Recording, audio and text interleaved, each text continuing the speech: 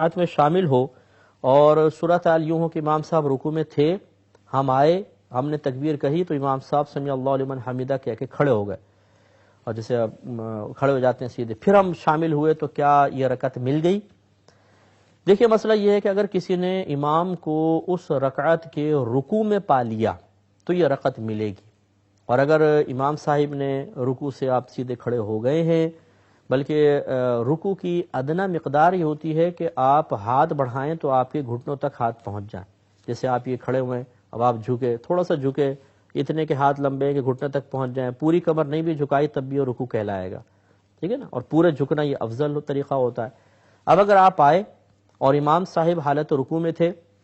آپ نے تکبیر کہی اور امام صاحب اٹھنے لگے سمیع اللہ لمن حمیدہ، اور اس وقت آپ ایک دم رکوع میں گئے،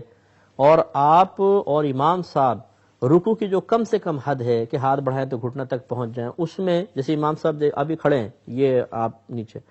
امام صاحب نیچے آپ کھڑے ہوئے ہیں، امام صاحب اٹھنے لگے اور آپ گئے، اب حد رکوع میں اگر دونوں کی کمر مل جاتی ہے تو گویا کہ آپ کو رکوع مل گیا۔